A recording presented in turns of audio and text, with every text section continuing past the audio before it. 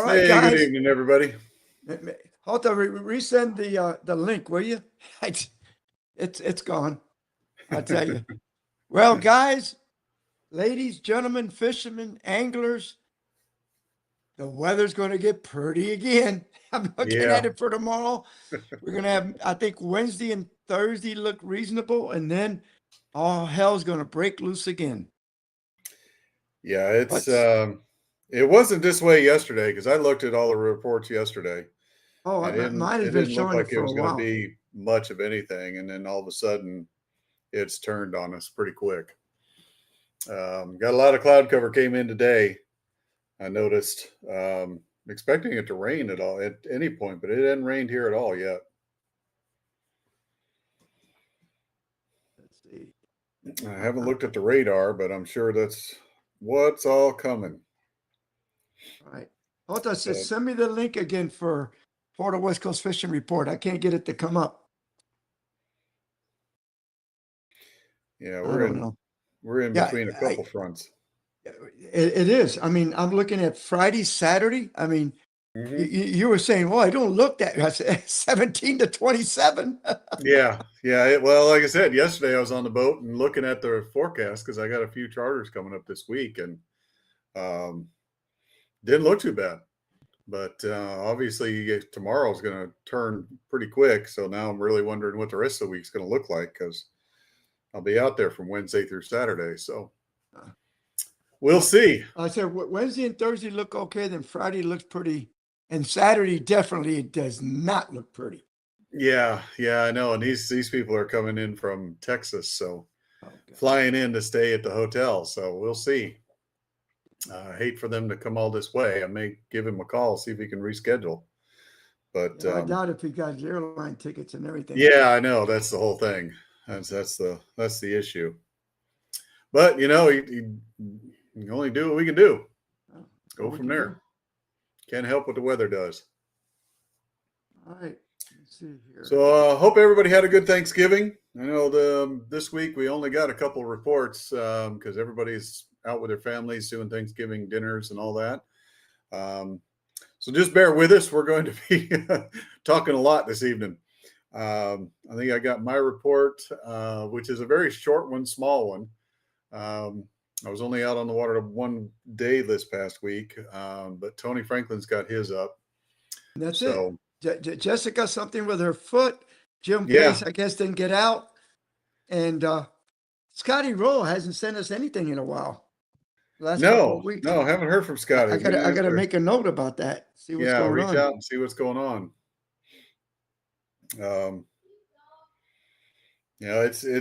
It's that time of year though. It's a little tough. You know what? A lot of the captains are out hunting right now.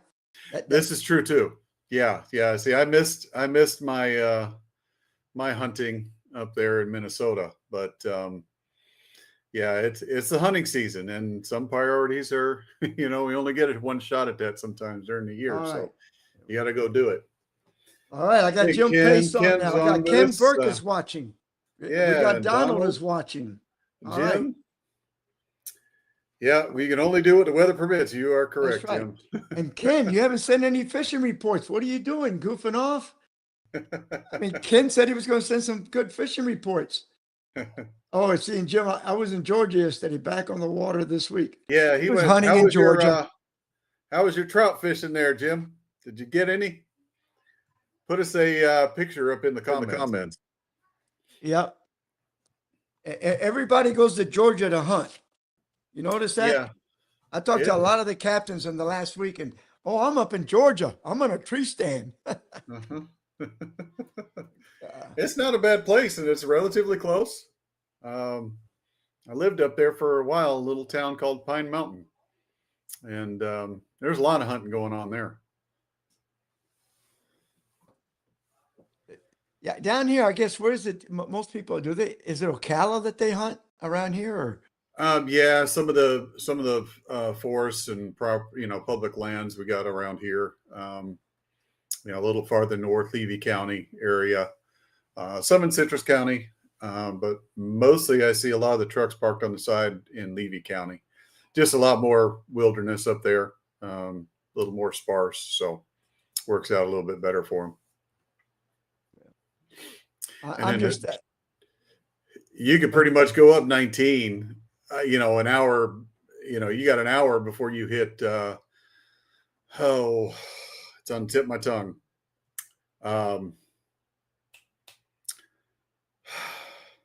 come on, get it out, spit it out. I know where, where the Manatee State Park is. It's there. I know it. I go through it all the time. But anyway, it's about an hour. So you got an hour's worth of just public land and emptiness all the way up there. So I'm sure that's where everybody goes. Oh, Donald said something. It said something about Google.com maps, maintenance and building, holidays. Holiday. Yeah, I'll have to. I don't know what all that's all about. I don't know. I got no idea. Manatee Springs. Thank you. Oh, there you go. Charlie Howell came through. Hey, It's Charlie. there. I just, it's one of those flukes. Hey, it's a simple thing. Manatee I know. Springs. I know. Is it good hunting up there? Well, yeah. I mean, there's so much woods in between here and up north. Like I said, there's not much. I mean, 19 is just it's a desert basically of woods. You drive it down a straight line for about an hour till you come to the next town, and there's not much out there. So, Charlie says I used to hunt Gothi. Yeah. Gothi. Yeah, that's one of our is that a little parts town up here. National Preserve. It's a massive area. Oh yeah. Yeah, you can. There's a little back road between 19 going toward Dunellen, and you can drive on that road for a half hour, and you're driving through the forest. Wow, it's pretty wild. And what is it? Deer, hogs? Yeah, deer, hogs, turkey. I mean, it's got just about everything. So he wants me to copy and paste this. So I'm going to see what he's talking about here. Now, I got that just down the street from me because I'm right next to the well fields up here in Pasco. Yeah, and I mean, we got turkey. Of course, I got deer in my yard early in the morning, and I got rabbits all over the place. But 4/10 of a mile from me, you can park, and there's a gate. You open it up, and you can go horseback riding, bike riding, jogging, and they got all these trails. It's 2,800 acres. They got 4 pumping stations in there in case they need water for Pasco. But I mean, I've seen turkey, I've seen foxes, I've seen everything in there. And around my neighborhood, I don't know, because I don't know. I don't know of any lakes around real close to me, but 2 or 3 times over the last 4 or 5 years, I've seen otters crossing the road just down the street from me. So there's got to be some kind of water somewhere. Mm-hmm. Yeah. I wouldn't doubt it. Would not doubt it. Usually otters are pretty close to some sort of river system or something, because they got a lot of territory. So Donald said that's where his outing is, and it's got a and that's for this weekend, right? River. Is this this weekend, Donald? I guess it's coming up. Yeah, at the near Miss Vicky's on the river and the Anclote River boat ramp. So that's where he's talking about.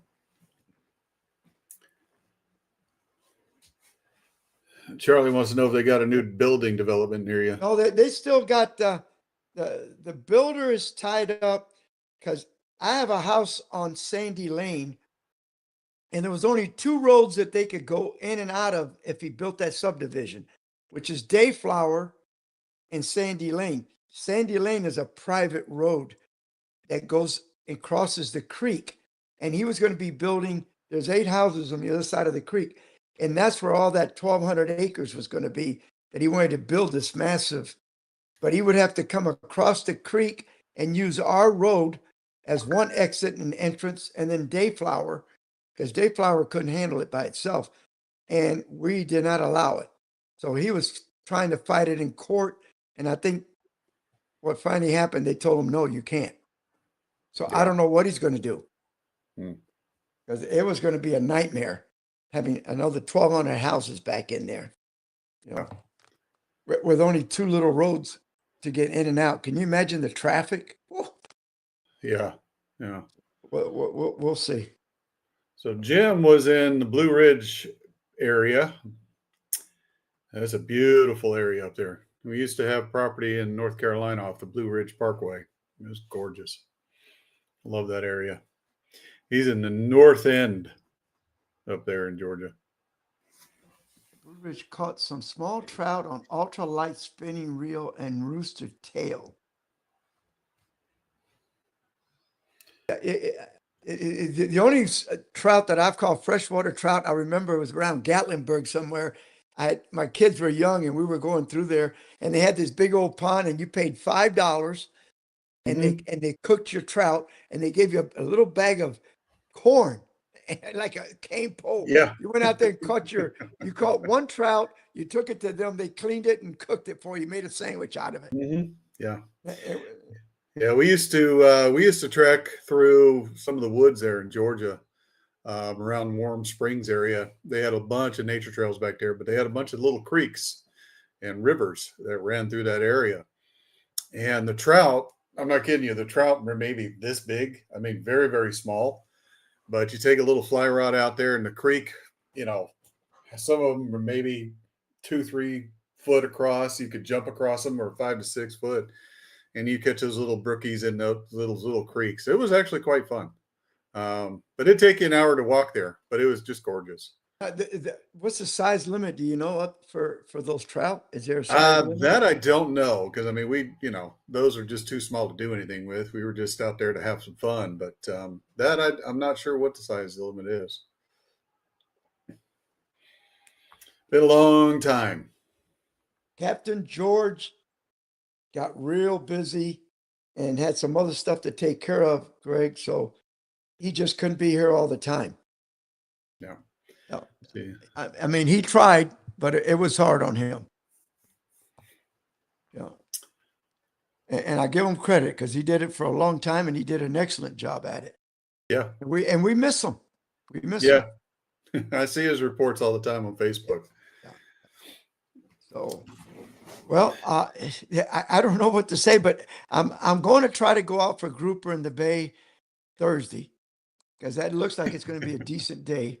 Yeah. And see what happens. I know Friday I'm not going to go out there. I'm not going to fight 4-foot seas in the ship's channel. That power pole, that trolling motor is not going to hold you very good. No. So it's kind of crazy, Yeah. And we got Alejandro's up. And any of you guys have any kind of good fishing report? Greg, Alejandro, Ken, anybody been out there? Charlie, have you been out there? When I go by the boat ramp, I don't see a lot of boats at the ramp.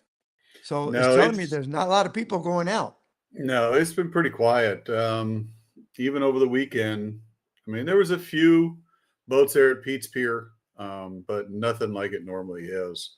And it was a little windy over the weekend, but I still did see some boats get out there, some bigger boats and stuff like that. But I just don't know how far they really got out, especially Saturday. Saturday was blowing pretty good. Well, you see it over here, boaters missing for 21 hours. Well, you don't go out in a 19-foot boat with 25-mile-an-hour winds in the Gulf of Mexico. No. I don't want to go out in a 26-foot boat Yeah. in the Gulf of Mexico. Why would you go out in a 19-foot boat? I think I don't know. Sometimes inexperience plays a part in that, and then sometimes experience plays a part. Thinking, I can do it. It's okay. We'll get it done. But the water is nothing to play with. I mean, things can happen in the blink of an eye out there. Yeah, you learn over time. Just it's not worth the risk. The fish is just not worth the risk. And I get it. People work, Monday through Friday. They only get a day off here or there, or got plans other weekends, and this is the only time you can go out. But is it really worth risking your life over it? Never. You gotta think about that. Your family probably would rather have you around. You remember those football players from the University of South Florida, where the guy stern anchored out there in rough water? He tied from the stern, and of course the boat. Guess what? It filled with water. Yeah. One guy died. Yeah. So yeah, it doesn't take but a second out there. It's very, very unforgiving, and especially especially nowadays with the colder water. That cold Oh yeah, water will take your breath away and, no make you time. gasp for breath just because of the plunge in the cooler water. And unfortunately, that's usually what ends up killing you real quick, is because that shock to your system will make you gasp in a heartbeat. So you've got to, pay attention. You just don't risk it. It's not worth it. It really isn't. Guys, there's a lot of other times you can go fishing. It's not worth taking and believe me, I sank a boat once, and I know what it's like to float in the Gulf of Mexico for 26 hours, Hmm. hanging Hmm. onto a cooler. Yeah. Yeah. It isn't fun, you know. No, no, So it's a different experience, and it's one you'd never wish for anybody, because it's very, very lonely. It's everything kind of comes to reality right there in those things times. So yeah, it's no good. Um, and now Rolando was by here last night. He was it no Saturday. My guy that lives in Pine Island, the doctor, and he came to visit somebody up there, and he stopped over here. Down there, they're doing really good on trout, snook, redfish.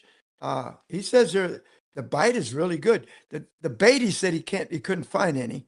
And the mhm. funny thing is, I guess they don't catch a lot of shrimp in that area, but over there, shrimp is like $4 a dozen, Yeah. and they're small. Hmm. I mean, they're not even medium, most of them, and they're like $4 a dozen. Yeah. Yeah. That's what's got me worried for the next few days this week, because of this weather systems that come in. The shrimp boats don't go out because they go out in the evening time. And already got a couple of the local bait stores that are posting that they don't have shrimp. So yeah, it when this weather comes in like this, the boats just don't go out. And so when you do get shrimp, um, they're usually too small, or the price has gone up, because still costs about the same no matter what to go out there and get them. That's So, right. and if they don't get a whole lot, they're going to increase that price. Now, So, where you're at, where does the shrimp come from, Mike? they're mostly from the south. From what I gather, there's some places in Newport Richey. There's some places north as well, all the way up near Steinhatchee, Apalachicola, and they'll drive it down all the way down here. So, but majority of the time, I think it's Newport Richey, Hudson area, places like that. Again, Pete's Pier has their own shrimp boats. They've got two boats that go out all the time, but they usually kind of stick to right there at Pete's Pier. So Pete's Pier usually has them, but I guarantee if Pete's Pier doesn't have them, that You're not means going to nobody find them. else does, Yeah. because Eh, they have their own boats, and if their own boats don't go out, it means nobody else has either. So, Well, that's what people could understand is that I don't know how far they go out in the Gulf to get them. I got no idea. well, unfortunately, here they have to go a ways. You're talking maybe 20, 30 miles out. Really, So, that yeah, far? well, I mean, we're Well, shallow here. I wonder, I've never paid attention to this, and this is interesting to me. How deep do they have to put those nets? I think as Because deep as they wherever they drag are. them across the bottom, right? Yeah, they drag them across the bottom, just So off you the can't be bottom. real deep. You can't be in 50, 60 feet of water. No, you can't be real deep, but anywhere from what I gather, 15 to 30 feet maybe. Um, and just dragging those things across. But again, it's the same type of thing. Shrimp, they're like, they can get into a biomass, kind of like crab and stuff like that. So if the water temperature, salinity, food, whatever isn't there, they're going to move. So they do have to, kind of locate them here and there. Sometimes the shrimp go too deep that they can't get them because of the cold. Um, so there's a lot of factors that go into that. Yeah, because the And colder it gets, they bury themselves they in the do. ground. They'll bury So themselves they as got to well. drag So those nets. I yeah, mean, to get them up, yeah. you know. Yeah, and I'm sure, after over years doing it, you only have a certain amount of places that you can drag, because, Crystal River, we've got a lot of limestone down there, a lot of rock and everything else like that. So you can't sit there and drag it over rock. You're going to be losing equipment, damaging equipment. So I'm sure where they do have to drag is probably in limited areas. So if they're not there, they're not there. That would be my guess. I may have to talk to a couple of those captains to kind of just get a general knowledge of how they do it, what they do, where they go.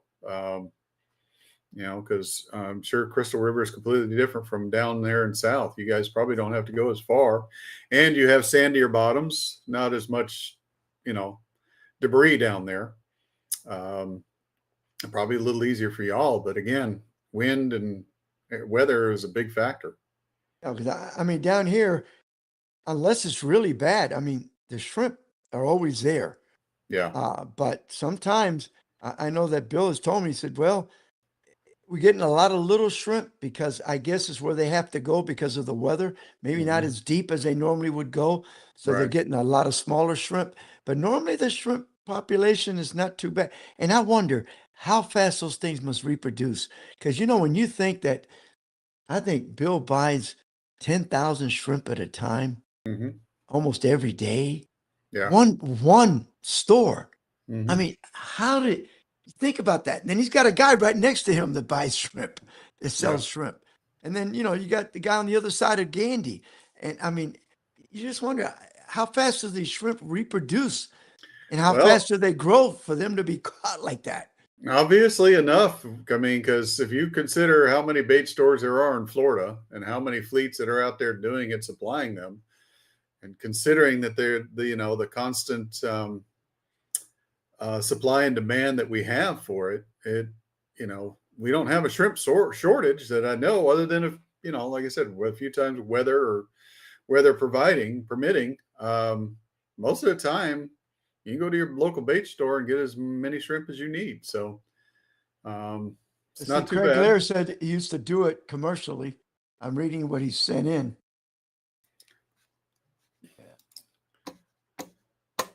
There you go. Somebody who's done it before. Yeah.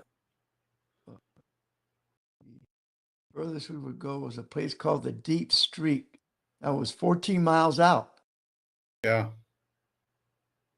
So they just went. They use stainless straws with grates with a ball bearing to roll it on the Okay. bottom. Well, that makes sense. Yeah. Right. So I'll read it out here so everybody can know. So Yeah. what they use is like these stainless steel straws with gates and ball bearings to roll the bottom instead of the old way with rebar that would hang up and get mudded and start carving up the grass bed. So they definitely have changed because as far as in my mind, I don't think about it a whole lot because I don't really do it, but I just remember seeing those things and they're just heavy weights out front with some wood and That's they're what I just remember. Yeah. scraping the bottom, as much as they can. And that's, nowadays they're a little more environmentally conscious. So that's a good thing. I just, again, when you don't do it every day or anything else like that, you just kind of know from previous knowledge. Um, that's good that they're helping to protect the grass beds. Because They're not tearing them up I as much as remember probably anybody thinks. the same way like you. I remember the ones with the big wood and all Mhm. that. And I used to say, man, that's got to be tearing up that bottom Yeah. with the Yeah. grass And plant. again, as a kid and everything down there, to me, it didn't hit to my mind that it was too bad because most of the bottom was silty bottom anyway, mud, silt, sand bottom. So you're not really doing a whole lot. But, you know, when you're out here up farther north from Crystal River area all through Anclote and the Panhandle, you got a lot of shallow bays and a lot of grass. So you've got to protect all that stuff. That's pretty cool. I like it. So, Greg, well, thank you, man. That was good Yeah. information. Appreciate You the got it. information. You got it firsthand from somebody who knows how to do it.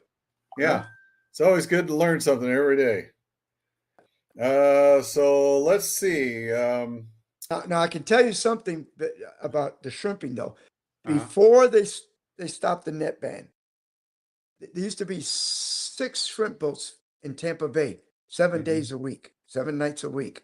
There were Vietnamese mhm. that were doing it, and I went with one boat one night for about 2 or 3 hours. long time. I'm talking before the net ban, because I was writing an article for the Newport Richey newspaper, uh, and in about 2 hours we filled like 2 galvanized garbage cans in those days, like 30-gallon cans full Mhm. of bycatch. I mean, Mhm. little flounder, trout, pinfish, redfish, everything. Bycatch.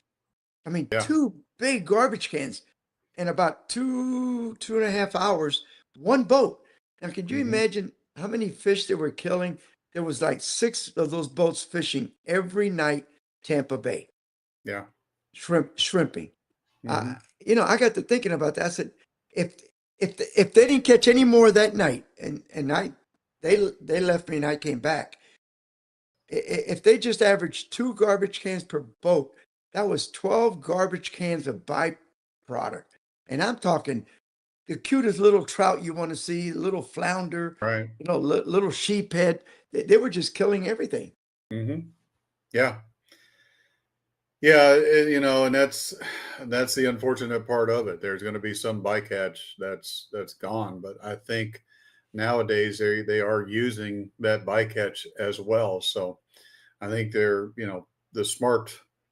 I would think the smart fishermen would gain anything you can from what you're having to drag out Yeah, there. but when you But start again, killing little if you're trout, killing all yeah, everything that's the nursery stuff, then yeah, it's going to hurt the population. sure. So yeah, there's it's a hard balance. It's a It's hard it's balance. it's tough. Well, I think in the Gulf you don't have the kind of problem like you did in the Bay, because Yeah, no, I you're not get going to it. have the trout and the redfish out there, the little redfish on the bottom, Yeah. and the flounder like you did up here. I mean, up here, Tampa Bay was breeding grounds for all these little Hmm. fishes, so Yeah. they were killing a lot of them. Right. Right. Quite a few. But well, shall we get Tony Franklin's fishing report in? Sure. Why not? Hi, Captain Tony Franklin back with you once again with this week's fishing report. We've had quite a bit of different weather, as I've been talking about in previous weeks. We've had some cold fronts come through, which has changed the fishing. We've had some windy days, but we've improvised this week. Earlier in the week, the weather was really nice. Towards the end of the week, it got really windy. But here's my report for this week. Spotted sea trout once again have continued to bite well on the grass flats, 5 or 6 feet of water. They're also in the residential canals. They're starting to move up into some of these deeper backwater creeks. We're still using scaled sardines. Some days we're using shrimp, but the sardines have been working good. Now that this cooler weather's came in, we may have to change back again, but sometimes we will carry both on the charter. Spanish mackerel, even though the water's chilled a little bit, Spanish mackerel bite has still been good, 6 feet of water. They're also around some of the range markers and some of the deeper water areas where the cut through squashes come through over sandbar areas, shoal areas. So the mackerel bite is still good. This last little bit of cool weather may push them off. We're catching a few snook, mostly in the backwater canals where the water's a little bit warmer. We've been dealing with lower tides quite a bit lately, so anywhere there's deeper water, we're also catching them around residential docks, but we're going pretty far up creeks and river areas to get these fish, to get these snook. Been ladyfish around for action. Once again, bonnethead sharks have been around. Been action with jack crevalles. So there's just been really good action. We've been catching a few redfish, although we really haven't tried to target them because the tide has been really low, but we're catching them, a few of them around residential docks, deeper water areas. So get out there, go fishing, catch some fish, tight lines. I'll definitely see you next week. Thank you, Tony. Thanks, Tony. He's always there. Once in a great while, something, but he's always there. He's been Yeah. really, really good Yeah. about things. All right. So we've got a little bit of news on the recreational side. All right, talk to me. Looks like Red Snapper is going to be open for a few weekends in December. All right. Yeah. So we've got the weekends only, Red Snapper, the 5th through the 7th, 12th and 14th, 19th and 21st, and 25th through the 28th. 2 per person, 16-inch minimum. So they opened it up again for the December weekends. All right. So I know And what a then lot of Flounder- people will be doing. And Flounder opened up December 1st, today. Flounder is back open. Yep. That's right. 14-inch length, 5 per person. That's statewide. Hogfish, the Atlantic and Florida Keys is closed November 1st and will reopen May 1st, 2026. Wow. What about our area? So Gulf Waters, it north of Cape Sable, is open. 14 inches fork length and 5 per person. So Okay. Grouper obviously still closed. Except for red. Reds are still open. Yeah, snowy grouper, bluefin tailfish in the Atlantic have specific closures. So you got to look at those locally, but that's about it on that. Stone crab is obviously open. We see the pots everywhere right now. I mean, you can't go out of Crystal River without seeing just tons of pots everywhere. The Amendment 2 passed. The passed by voters in November. This amendment takes effect on January 7th of this year. Still preserving the right and hunting as public right and the preferred method for managing wildlife through FWC. Now, and also that FWC has proposed new management regions to better align regulations with local stock health on spotted sea trout. The rule change will be announced early 2026. So my guess is they are going to have open seasons and closed seasons in different regions all over Florida, which we suspected was going to happen. Because there are some places that you cannot locate trout and other places are fine. And us up here, we're having a little difficulty just right here in Crystal River area. Not that you can't find them, not that you can't catch them, but they are not as plentiful as they used to be 5 years ago. And that's not a long time. And I think, I don't know about Tarpon Springs, but for a couple of years there was a lot of trout in Tarpon Springs in the month of December, November and December. I don't know what's going on this year. I have to call some of the guys up there and see how they're doing, you know? Yeah. Well, I do know Stacy up there in St. Mark's, they're having no issues. She's catching plenty of sea trout, stuff like that. So they're having no issues way up there in the Panhandle area, but in the Big Bend area, should I say? Well, but I do know here it's not as easy as it used to be. Right. You could almost throw a bare hook and catch a trout. We're going to be filming in Stanahatchee between Christmas and New Year's, and I'll see what it's like up there. I got a feeling it's going to be cold. Probably. That's about the time when gear. Yeah, that's about the time when it just gets butt cold, is what I call it. Yeah, just butt cold. I take my insulated everything. Yeah, three pairs of everything on that you got. That's about it. That's right. Oh God, I tell you. But yeah, I was there about a year ago with Ryan Rickard, and Ryan is one of the top guys in the redfish tour all the time. Mm-hmm. And we did pretty good. We got some nice redfish and some nice trout up there. And it was like October, I think it was. And it was not bad. Yeah. But this year we're going to go with the captain that we met up there. And I got some of my clients are going to go up and fish with another captain.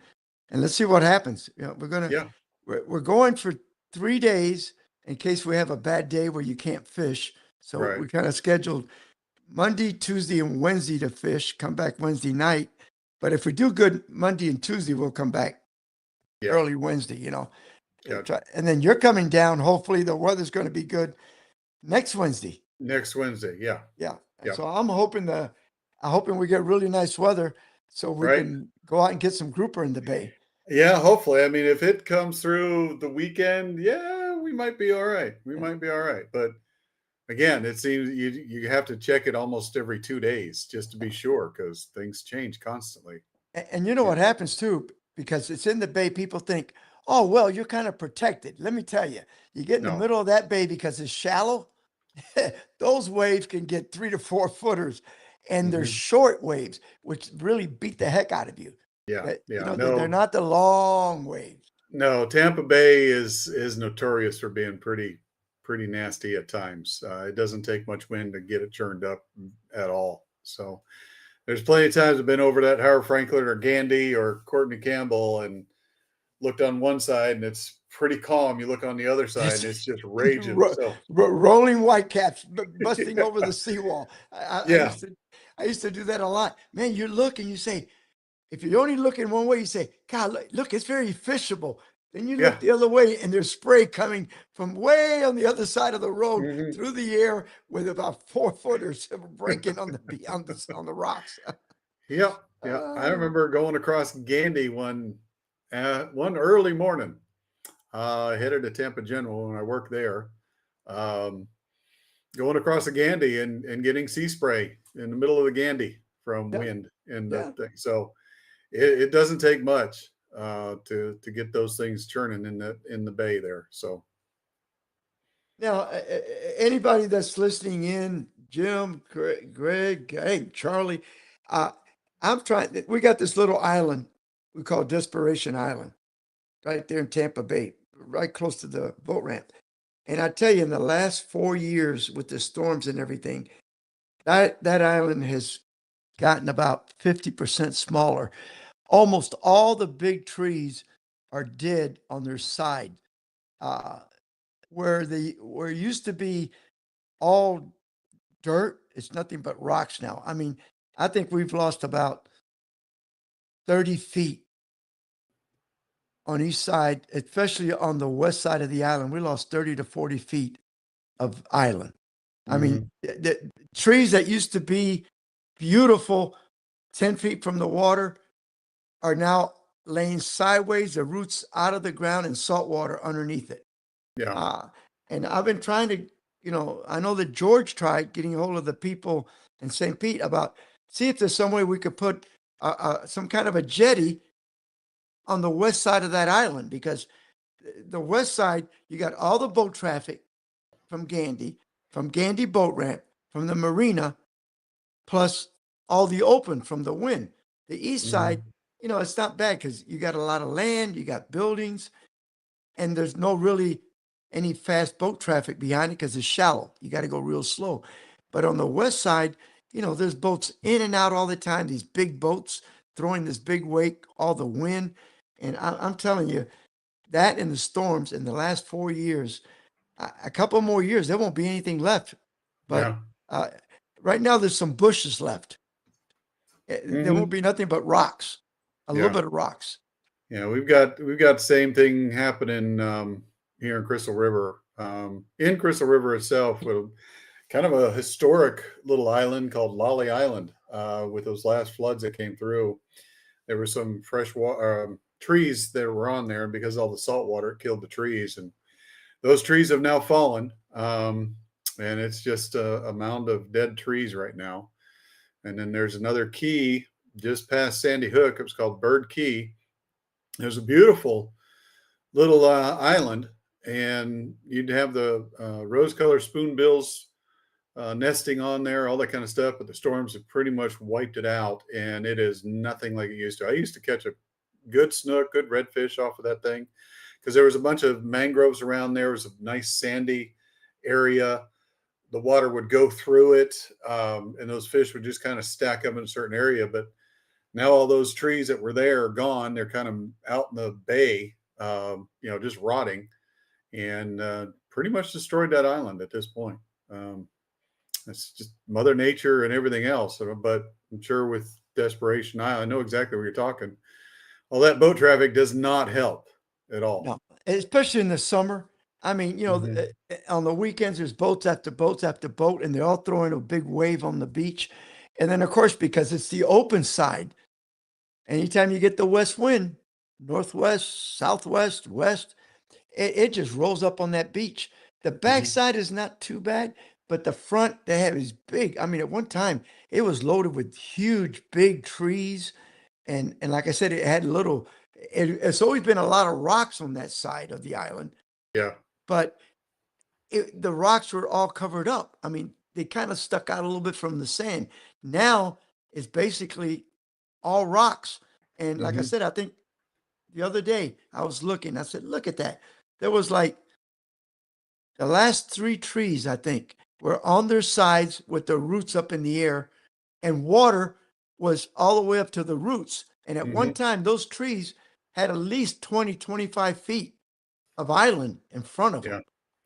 And this is Yeah, not that many years ago.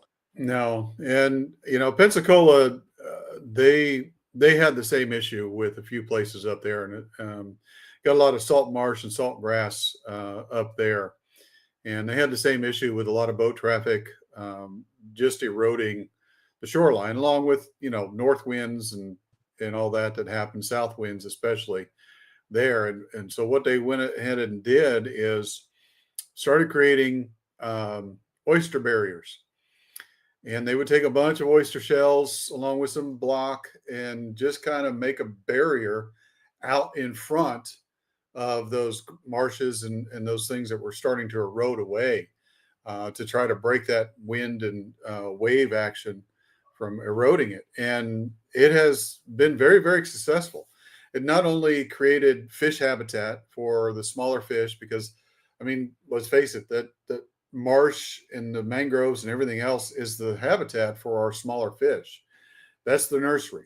And the more it erodes away, the less those fish have a place to grow up. So they made these barriers which helped the smaller fish to have a place to get out of the wind, be protected, have places to hide, but not only that, help the shoreline from eroding away. And it's been very, very successful. And I've fished a lot of those places after they put all that concrete and oyster bars and everything else out there, and it's thriving a lot better than it did before. So that may be something that needs to is it happen. the one that, because I saw where they had the oyster shells in like a bag, like a mesh bag, Yeah, and then you just put the whole bag in the ground, and then everything would start growing, and the barnacles would get on it, and something like that. I'd be in favor, and I'm sure a bunch of captains would be in favor of everybody taking out, going to Gandy boat ramp and picking up 10, 15, 20 bags and putting them out there, because it's for our benefit. It's for the future of fishing. It is. Yeah, any of those things like that, and it's got to be a type of, whatever you put down, it's got to be something that's environmentally friendly. I think the concrete or whatever they used to kind of anchor these things was not your normal type of concrete that you'd find in driveways or anything else like that has more of the chemicals in it. It's a little more biodegradable. And it's also concrete that other animals and crustaceans, everything can attach to. Because, I mean, you can see a lot of seawalls. There's some seawalls nowadays that there's no barnacles on them. And the reason is because of the chemicals that are in them. It's got to be environmentally friendly to do so. And the mesh bags that they put those things in, it's kind of like just a wire type that would erode away over time, just deteriorate and erode away without, and just leaving the fact that the oysters are there. Yeah. Because I think if it could hold the oysters together for a couple of years. Yeah, it doesn't take too long. No, I'm sure that all the barnacle growth and everything on it will be like glue, holding it all together. That's correct. Yeah. Yeah. It's probably the right thing to do. And I would say probably down there in Tampa, especially those areas where there's heavy boat traffic and there's still natural shoreline, is probably a wise thing to do. And I think that's one of the reasons why down there in the Fort DeSoto area, you have a ton of no wake, no motor zones, just to protect those mangroves and everything else, because there's a lot of traffic, especially on the holiday weekends around the Fort DeSoto area, because I camp there every Memorial Day. And there's a ton of boat traffic. And if it wasn't for those little boundaries, I guarantee all those mangrove islands and stuff like that would just be beat to death. And you'd lose it. You'd lose the natural habitats that we have here in Florida. Making a note. And also, one other thing, anybody that's listening to this show, if you have any connections, let me know. I want to do a fishing tournament next year for the Wounded Warriors, but for the Tampa Bay area. I don't want to do a fishing tournament, give the money to a national.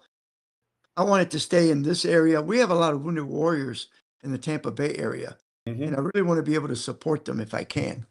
You know, that would be really good.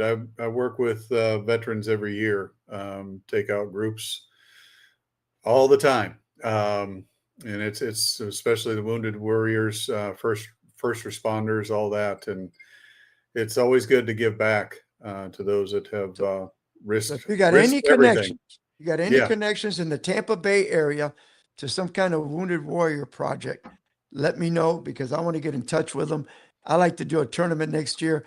I already got some sponsors that are willing to buy the boats to take these guys fishing. And I'm talking about taking them fishing and putting money into the coffers to help them out with any of their needs. But I want to keep it in our market. You know, sometimes you do these things and it goes to a national, and then national kind of spreads it out.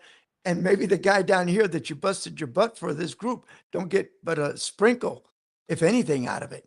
So I want the money to stay in our backyard for our Wounded Warriors from this area. Right.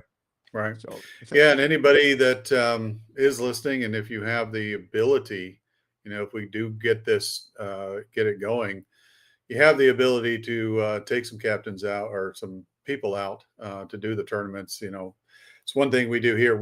I do a lot of advertising way ahead of time before the veterans come down. To get any volunteers who are willing to take them out for the tournaments and stuff like that. The only stipulation, make sure that you do have insurance with your boat. So, because it's one of those things. But, my idea is that sell the corporate people on buying a boat, and then you put you put a Wounded Warrior on the boat with a couple of the people from that company. It'll make a nice little, hey, get together, get to know you, and raise money to help these guys on whatever they need locally. You know, if they need a dog or, you know, whatever. But I really want to give back to that community, because they, you know, I just get upset every time I see where a lot of our money's going to. And I'm saying, you know, we got these guys that went out there and got hurt, got beat up, lost a leg, lost an arm, an eye to protect this country. And we don't seem to have enough to help them out with. But then we got other people that, my golly, we almost trip over each other to give them money. Yeah. So I want to do something in return for them. Looks like Donald has Captain Gene Hammond to get a hold of. So yeah, that'd be a good. I'm all in 100%, no doubt. It's always a good cause. It's just one of those things I love to give back. Let's see, he calls it, what is it? The Lines of Liberty. Liberty.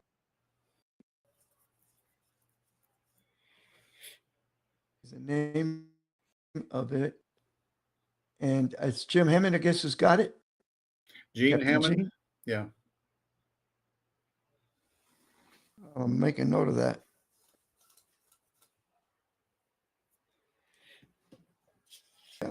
I want to work on that for next summer. Maybe you can be part of it. Oh, definitely. Yeah, you count me in, no doubt. And I know that I already have. I can get 6 boats paid for already. I'm pretty sure about that. I get 6 boats that companies that'll pay $2,000 a boat to take a couple of their people out fishing and take a Wounded Warrior on their boat and put money into the coffers for them. Yeah. So, and I guarantee I probably have a couple captains who up here who do it a lot with me that wouldn't mind, you know, donating their boat and their time down there to do it as well. So some good guys who, you know, spend a lot of time with the veterans. They take them out for free for these guys, because like I said, it's always good to give back. Okay. Yeah, Donald just put up the I the saw that. website info as well, so you can kind of go to that one. Okay. Yeah. I'll follow up later this week. I Sure. mean, I'm getting caught up, man. I tell you, when you're going to move, I've never seen anything like this in my life. Oh my God. Especially when you're downsizing. Mhm. That's where it becomes a killer. Well, Oh, yeah. you want to throw my Yeah, real quick let's get report your on? fishing report in. Yeah, just before we get going here. Hey guys, Captain Mike Haynes, Fishbones Charters out of Crystal River, Florida. Well, I hope everybody had a good Thanksgiving, and the weather this week is looking good. I'll probably be out on the water about 4 times this week, so I'll have a whole lot of fish to show next week. Only got out to the water 1 time and caught a lot of trout. Tides were just completely negative, got a north wind. Wasn't a whole lot of water, so we basically went offshore and did a little trout fishing on popping corks. Caught a bunch of trout, bunch of Spanish mackerel. It's pretty good. Caught some sea bass, some grunts, little stuff here and there. But had a really good day. And the thing is that neither one of my clients actually fished before, especially in the saltwater, nor used spinning reels or anything else like that. So everything they caught was basically taught. I taught them how to throw the rod, taught them how to jerk, taught them how to pop, taught them everything they needed to know. And the good thing about it is we caught them all in plastics, even under a popping cork. So they got to learn a different technique, and it was kind of neat. Doing something a little different here. Of course, as you know, Crystal River in the wintertime, this is manatee season. So those are all my clients back there doing a little manatee swimming. So when it gets cold like this, we've got some manatee come in. They got a little video showing a couple that went by the boat just a few minutes ago. But that's about it for the report. This cold front came through. I'll know more next week. But the trout are still out in about 5 to 6 foot of water. Redfish are in. Redfish are being caught everywhere. But water temperature is changing. So the fish is going to change just a little bit. We should soon be in that wintertime pattern where it's a little easier to deal with them. But the fishing is very good, catching a lot of fish, a lot of reports. Not only that, the grouper bite has really turned on tremendously. Got a lot of reports of some of the guys who were able to get out, catching them on soft plastics out there. So it's that time of year where we catch a bunch of grouper, but can't keep them. But some nice big grouper being caught right now. And hopefully once we get a couple more fronts in, should have some reports on some tarpon. We've got some reports coming in. I know in Crystal River yesterday, saw a bunch of tarpon rolling on the surface. So hopefully we'll get that happening here soon. It's Captain Mike Haynes, Fishbones Charters out of Crystal River, Florida. All right, Mike. Now, Hey. where were you? Were you in some kind of a drift boat or something? Yeah, it's kind of manatee season, and every once in a while I'll get out there and run some manatee tours with some friends of mine who own a company here, and get out there and take some people up swimming with the manatees. It's the only Okay, place in the 'cause world you can do it. So it looked like it's you were in like a party boat or something like that. yeah, they're big pontoon boats, kind of modified to take 6 people out, and we've got the they put them in wetsuits and got the snorkels and fins and all that fun, or no fins, sorry, the snorkels and noodles to float, and got a guide that'll get you on the manatee and let you swim with them for a while. It's quite fun, Oh, that's and cool. it's very educational as well. Just kind of educates the public on what to do and not to do around manatee. But Crystal River is just one of those places in the wintertime that a lot of people come, because we'll get hundreds and hundreds up here, and it's one of those neat things about Crystal River. Well, living in Florida, we don't realize what other people don't get to enjoy and see.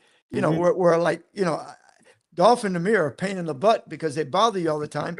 But for somebody from the middle of the country, never seen a manatee or a dolphin, a live one, all they've seen is on TV. Man, it's a big thrill. Yeah, yeah. Yeah, and the one thing that everybody talks about the manatee is, like, I didn't realize they were so big, because when you see them on the surface of the water, you're on a boat or on a bridge or wherever else pier, and you happen to see them swim by and think, well, they're pretty big. Once you get in the water, that's a 1,200-pound animal. They're big. So it's neat.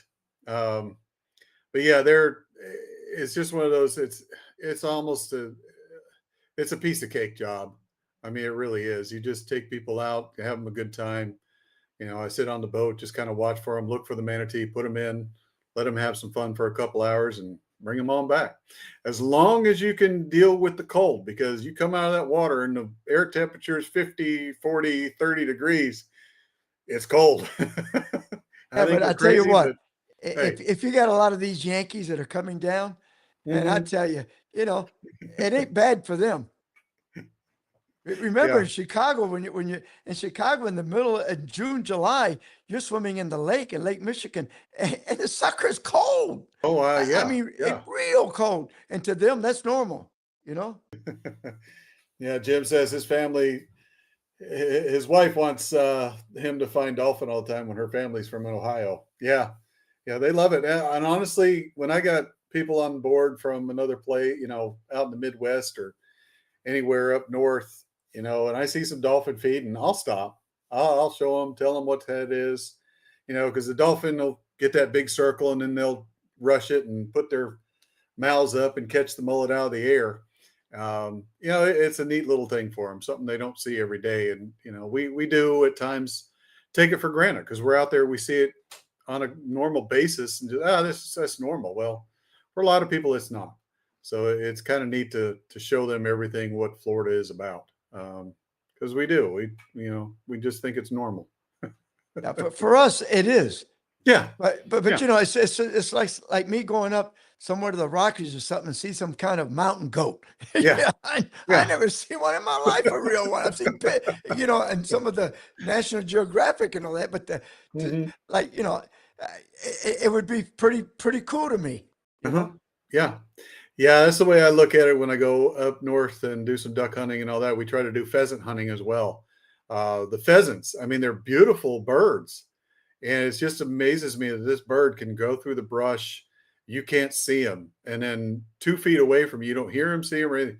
2 feet away from him, it'll flush right out. I mean, it's just wild. And they're big. They're not these small little things. They're quite substantial type birds. And yeah, it's and my cousins and family up north, they go, it's just a pheasant. I'm going, that's kind of shocking to me. It's just different. Yeah, because you're not used to it. And, No. And to us, but you're right. Now in the winter when I get these tourists that come down and pick them up at the hotel or something, but when a manatee comes by, everything stops. I've had them just stop fishing, stop. They take out, and I think one lady, she filled up her phone where it wouldn't take any more pictures and videos because to her that was so fascinating to have a manatee come right up to the boat and this one stuck the nose out of the water and just kind of and I said, well, that was the greatest thing in the world to them to be able to take pictures of that. Yeah. Yeah. No, and that's the one thing I like about the job is, having that background knowledge of our nature here, our natural resources and our nature, and just educate people and tell them what it is and to get to show them at the same time that, hey, this is what Florida is about. It's not just the beaches and the condos and all that. It's wild out here and it's beautiful. And it is. To show them that is to me just a great way to add to a charter. And on that note, everybody, that's it for today. Now, I hope that a lot of our guys get to go out, but I'm telling you, the way the weather looks, maybe you're going to get a fishing report. Maybe I get one or two, but it's been tough. And like I said, a lot of the guys are out. They're starting to hunt and everything, but we're going to try to get as many fishing reports as we can for you. And if you got any information of something that's happening in your area about fishing, some kind of restriction or something locally, please pass it on to Mike, pass it on to me, because sometimes, we get a lot of information from the FWC, but sometimes some of the little local stuff that goes on, we never hear about it. Right. Yeah. That you might. Yeah. Yeah, you can always message us on Florida West Coast Fishing Report. That's right. Send us a comment, send us a message, or either on my Facebook page or Sergio's page. Just ask a question. Like I said, send us a report, send us a picture with a little story. We'll put it up here on the podcast every week. You can go to Fishing Adventures Florida website, and you can message us right there. Whatever you want to tell us, okay? Even send us some pictures. All right, guys, you have a good week. Be safe, please, if you're going to go out fishing. Yep. We'll see you next week. Right, take Thank care. y'all. Thank you, Mike.